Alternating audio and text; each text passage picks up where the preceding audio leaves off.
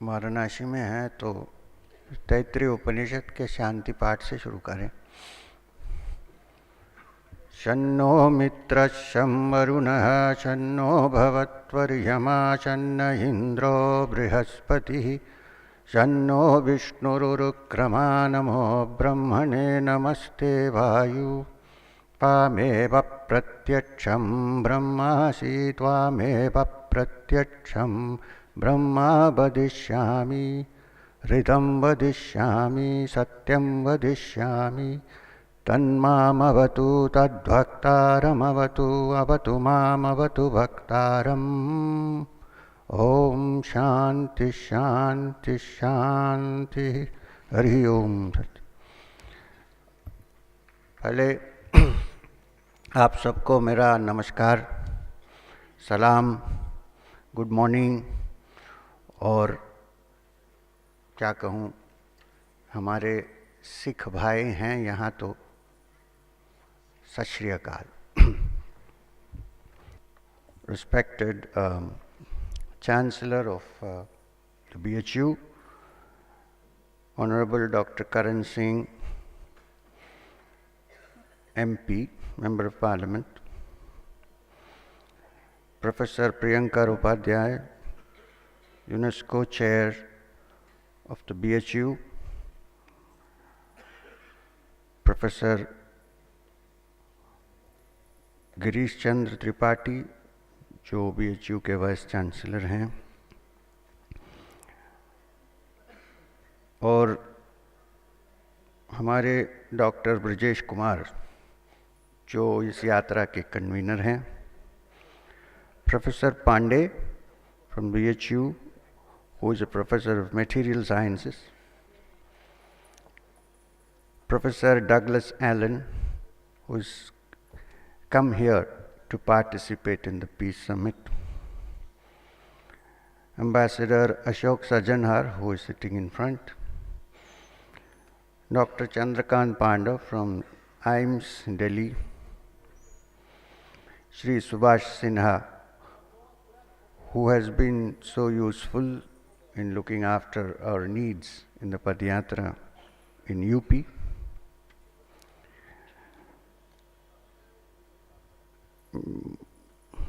also Shri Balaji Kashyap,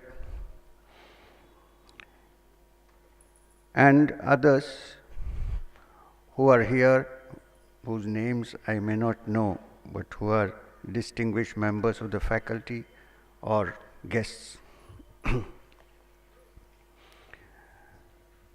And of course, my dear Padayatris, अच्छा हिंद, जो हमारे साथ कन्याकुमारी से 12 जनवरी से अब तक हमारे साथ चले हैं और लगता है कि हमारे साथ कश्मीर तक चलेंगे। शुरू करने के पहले एक चीज़ मैं आपको बता देता हूँ कि मैं केरल से हूँ, साउथ से हूँ, तो अगर हिंदी में छोटी मोटी गलतियाँ हो जाए तो आप माफ़ कर देना मुझे। मगर मैं हिंदी और थोड़ा अंग्रेज़ी भी कहूँगा क्योंकि श्री जैन जियांग आए हैं, उनको तो हिंदी नहीं मालूम होता है, तो थोड़ा सा अंग्रेज़ी में भी बोलना पड़ेगा क्योंकि यूनेस्को चेयर से है, तो उनको भी समझ में आया तो फ्यूचर में, भविष्य में अच्छा रहेगा, ऐसा मैं समझता हूँ। ये यात्रा हमारी प्रारंभ हुई कन्याकुमारी से 12 जनवरी को और 5000 लगभग किलोमीटर करके हम वाराणसी पहुँचे हैं। उत्तर प्रदेश आए, फिर मिर्ज़ापुर से हम वाराणसी पहुँचे हैं। वाराणसी के बारे में क्या कहूँ, ये तो भोलेनाथ का दरबार है, नगरी है। कोई भी रहता है कि धन्य है, ऐसा मैं समझता हूँ। कुछ करे नहीं करे, ऐसे तो भोलेनाथ कुछ नहीं करते हैं, चुपचाप बैठते हैं। ये वाराणसी में आते ही आपको पता चल जाएगा कि कर्मयोग ऐसा यहाँ चलता है, लगता है कि कुछ नहीं कर रहे हैं मगर काम बहुत कर रहे हैं। मन शांत हो जाता है। मैं तो गंगा किनारे अभी नहीं, पहले नहीं आया हूँ वाराणसी, बहुत बार आया हूँ, मगर अभी हम हमारे सर्कस को लेके आए हैं, अकेले आता हूँ, किसी को मालूम नहीं पड़ता है, इधर उधर मठ में रहता हूँ, कभी कभी अघोरी मठ में भी रह जाता हूँ। तो यहाँ का जो वातावरण, यहाँ का जो माहौल है वह अलग सा है। कुछ करने की ज़रूरत नहीं है। सुबह सुबह उठिए, जब उषस, जब सूर्य ऊपर आता है आसमान में, खाली गंगा के किनारे बैठकर गंगा पे देखते रहिए।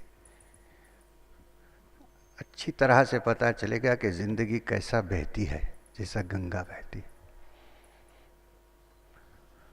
और अगर उसको उस तरफ जाना है तो आपको ज़रूर नाव पकड़ना पड़ेगा।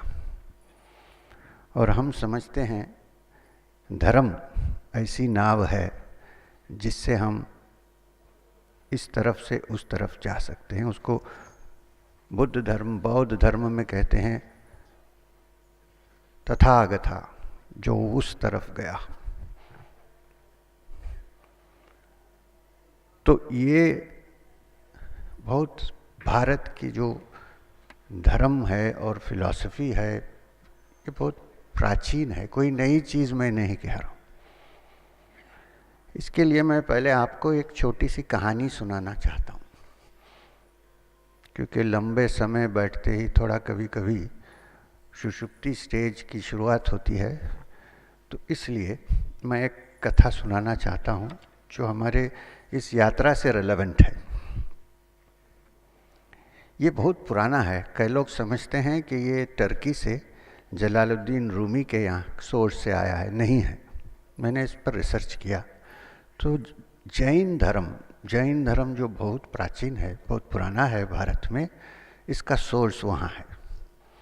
फिर जलालुद्दीन रूमी जो वर्लिंग दरवेशस का ऑर्डर बनाए, उन्होंने उसको अडैप्ट किया और श्री रामकृष्ण परमहंस को बहुत पसंद थी यह कहानी, क्योंकि 100 साल पहले सारे धर्म का एसेंस जानने के लिए साइंटिस्ट जैसा जिन्होंने साधना का रिसर्च किया, वो श्री रामकृष्ण परमहंस थे।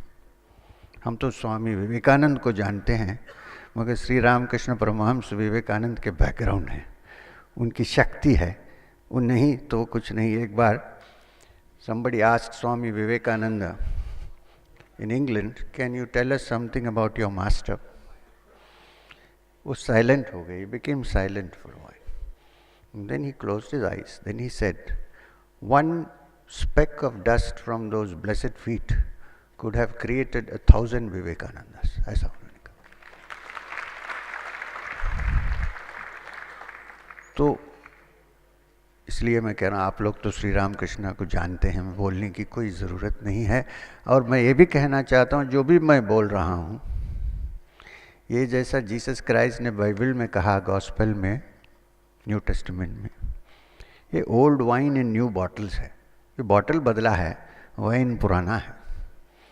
हमें अभी वाइन टर्म अच्छा नहीं लगा तो अमृत कहिए, ठीक है।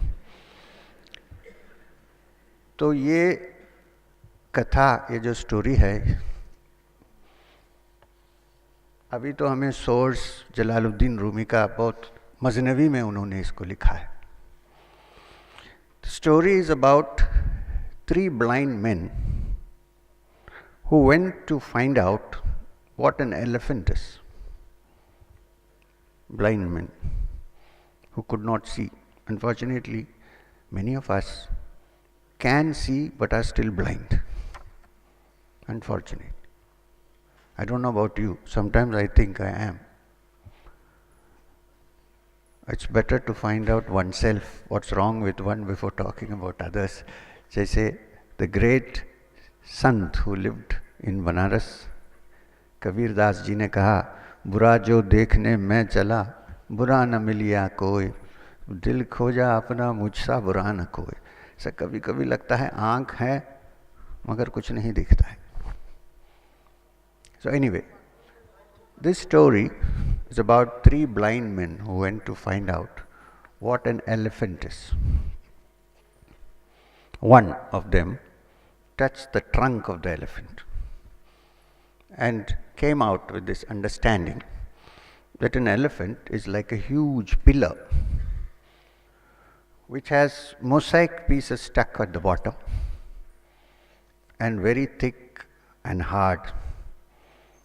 He also understood that you can hold it with both your arms because it is so big, but if you stand close for a long time, you might be trampled to death.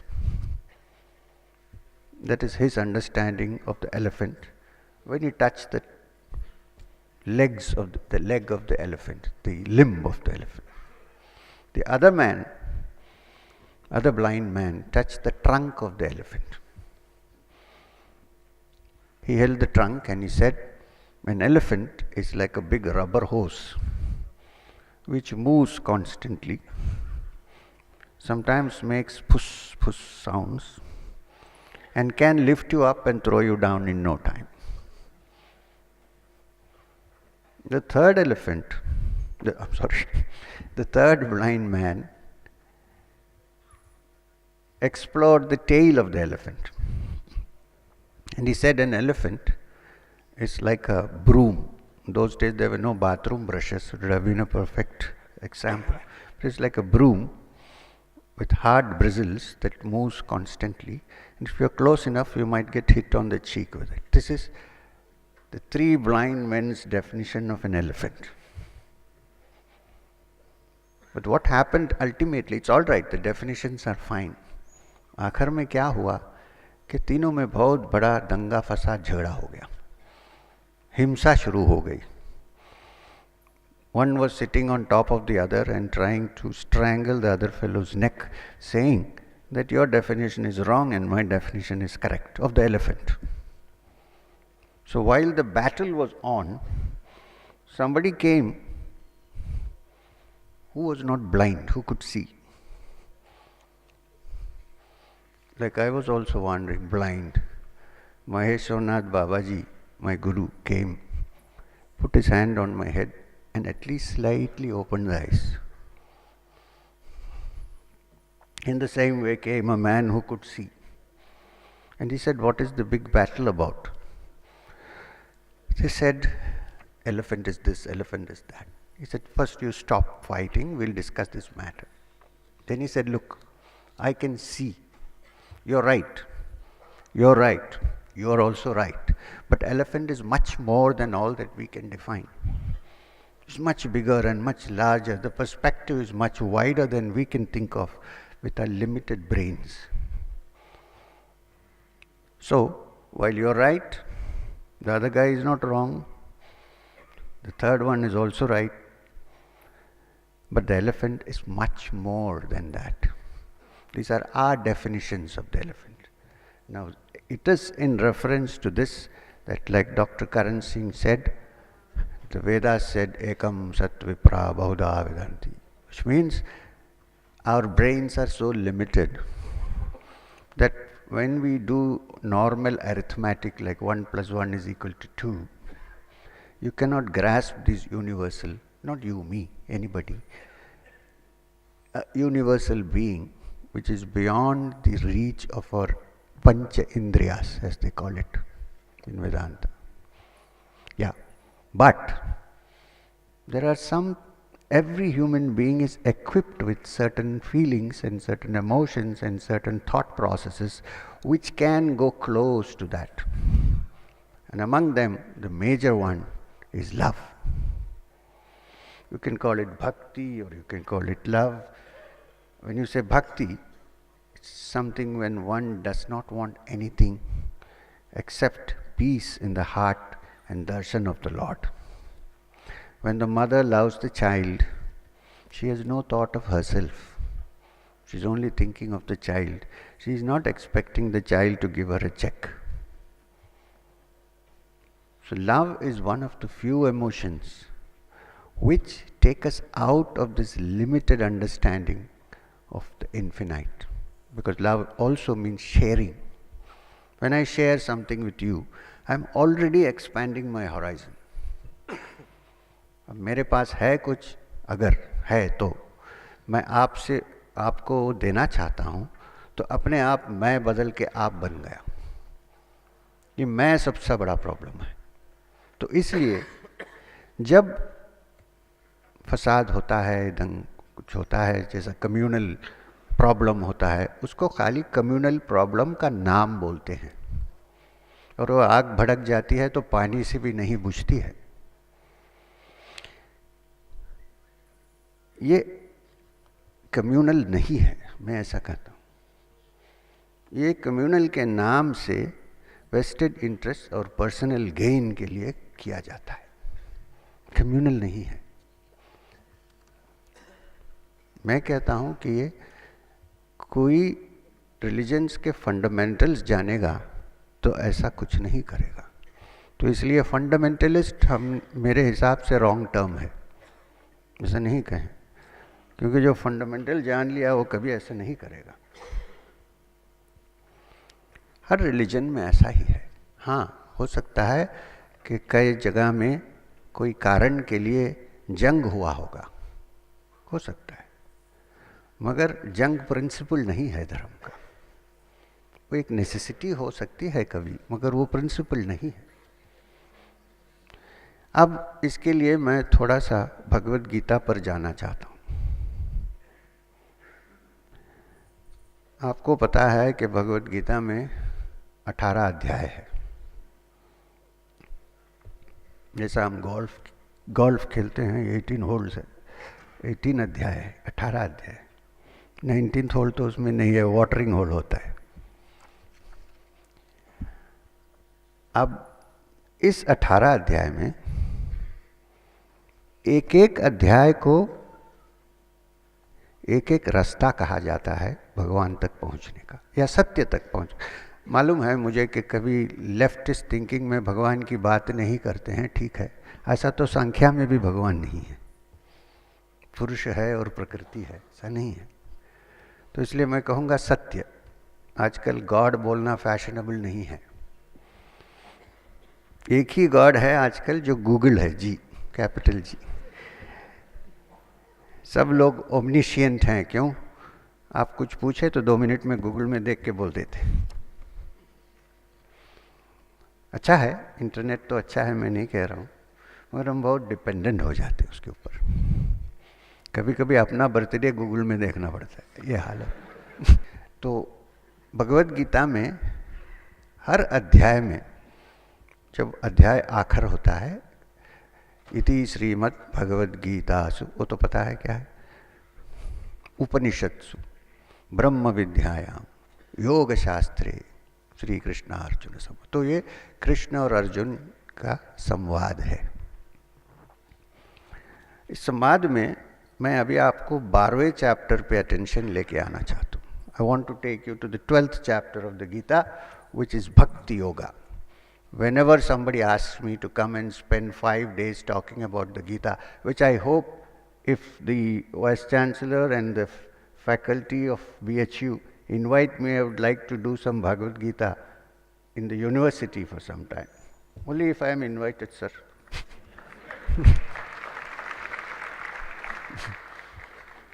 तो भगवद गीता में in the 12th chapter, it's called Bhakti Yoga.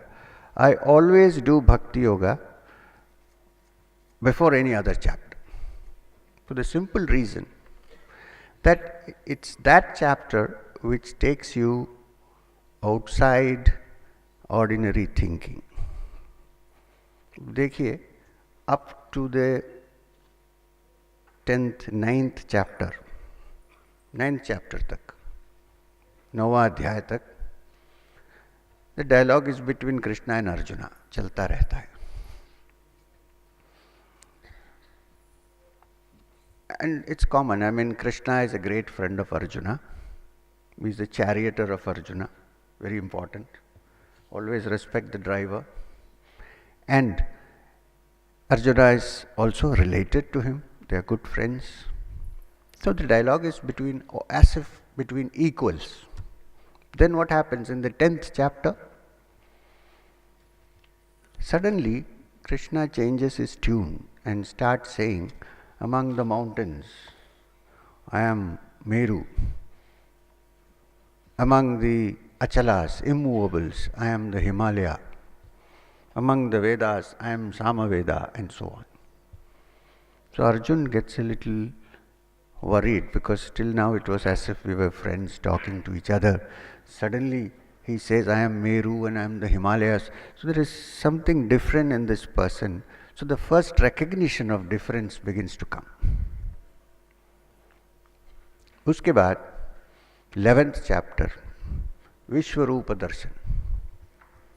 There Arjun realizes that the person I am talking to is not who I thought it was, but something much more than that. And that the Indriyas can in no way figure out what's happening. That's where Bhakti Yoga starts, because by then Arjun has realized the limitations of his intellect. Upanishad declares, Yan manasana manyute, that which the mind also cannot conceive. So what I am trying to say is that in the same chapter, when it is asked to Sri Krishna, what is the qualification of a great yogi? Who is your greatest of bhaktas? Can you please define it for me? It is in the 18th chapter. It begins with Arjuna Uvacha. Arjuna said. There are 3 principles which are given in the Gita, which can be universally applied throughout the world. Don't keep it away because it is in Sanskrit. Now, Sanskrit is a language. Don't treat it as it's a great language. It's an ancient language in which even computer science can be worked out. It can. So, when somebody said, Salam alaikum, I said, Alaikum assalam. I said, are you an Arab? It simply means, may the peace of God be on you. And the reply is, the same be to you. So this language barrier, like religious barriers, caste barriers, they have to be worked on. We shouldn't say because somebody is speaking a different language, they're different. And Sanskrit being an ancient language, when you listen to Sanskrit, don't say, oh, this is Hindu. That way all of us living in this country are Hindus, sab Hindustani. Can you say that we are not? Are we Arabs? No. So that is a different matter. But these 3 qualifications, so Krishna says to Arjuna, if you possess 3 qualifications, dharma simply means gunas, not an established religion, gunas, then I would call such a person the greatest of human beings. What are those? The first thing he says, Samnyam Indriya Gramam, one who can keep his senses under control. Even one who is attempting to control his senses. This is connected to our problems. When we say communal problem or something like that, it is usually an expression of anger, which has been interpreted in a different way. Anger. So you have to deal with anger. And how to deal with anger? We have to keep our senses under control. Anger comes because we are prevented from enjoying something. So we are angry with that person or that thing which is prevented. There is a long thing about it in the Gita. Dhyayato Vishayan Punsa. We won't go into that. So when you say keep your senses under control, it means it includes anger, fear, excessive expression of your sensory perceptions. And if you do that, then you can work within yourself, solve your own anger. Just like Dr. Karan Singh said at the end, it starts with yourself. If you can change yourself, you can change the world. If one cannot change oneself, nothing can happen to this world. You can't do anything. So, when the great Tulsidas, who wrote the Ramcharitamanas, yesterday we went to the cave where he sat and wrote the Ramcharitamanas, the Tulsi Ghat. He said something very important. He said, Kam krodh mad lobh ki, jolo man mein sthan, तवलव पंडित मूर्ख तुलसी एक समान. If you have anger and inordinate, no control over your senses, then he said, you, the fool, the wise, the pandit and myself are equal. So this is something very important. We have to practice it first before we talk of peace and walk around talking to others. And the second quality, sarvatra samabuddhaya. In sukha or dukha, in pleasure or pain, in praise or insult, if someone can keep their minds balanced without being unnecessarily excited or depressed,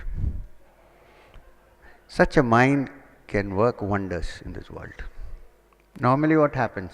If somebody praises us, we are very happy. Somebody कोई निंदा करते हैं, somebody blames us, then we become very upset. Why? Why do we get upset? Can we not examine ourselves and find out, maybe I'm wrong, perhaps? Why can't we do that? Babaji used to tell me, if somebody calls you a buddhu, fool, go and look at the mirror, you might be a fool. Why are you getting angry? So, today you know that the maximum medicines that are bought off the shelf are for depression. Why? Because we are elated when somebody praises us, when good things happen, when somebody says, oh, this fellow is a fool, we are upset. Can't do anything worthwhile if you depend on public opinion. You have to have your own inner strength.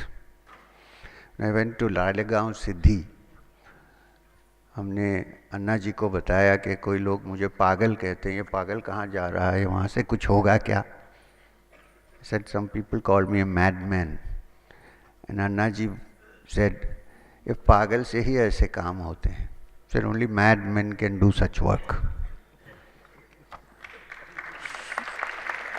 So I may be mad, all our Padyatris may be crazy, but in this world I think it's very dangerous to be sane. We have to become insane.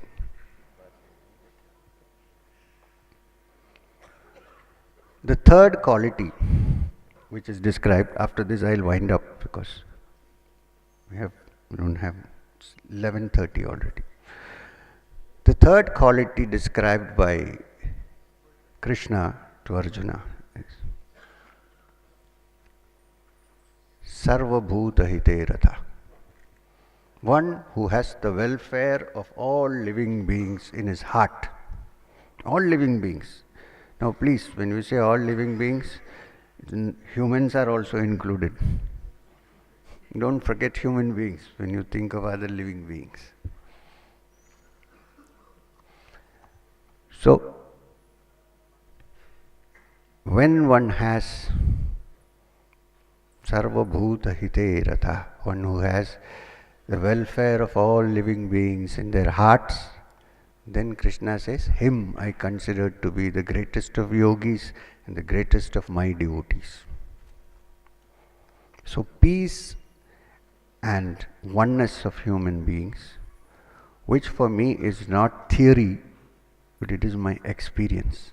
I actually feel that the all-pervading reality, whatever you want to call it, a small part of it, in Sanskrit you can say an amsha of the divine, resides in every heart. Every heart. There is nobody who is free of it.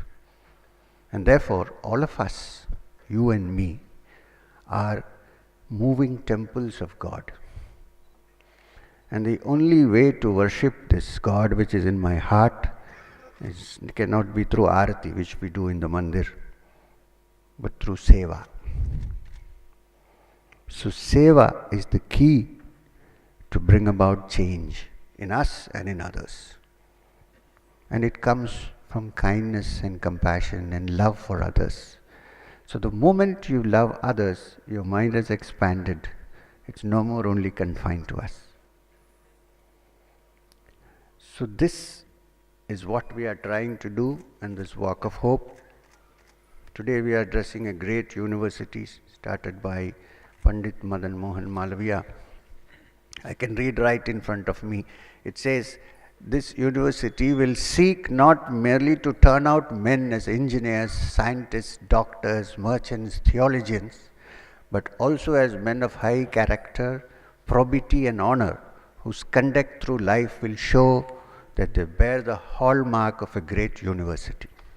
So let's make this whole country into one university. University means universal, please understand. University. Let's all live together and work together. Let's see the spark in all of us. Like Swami Vivekananda said, Atmano mokshartha jagathitaya cha. Find the moksha for your soul, but do good to all living beings.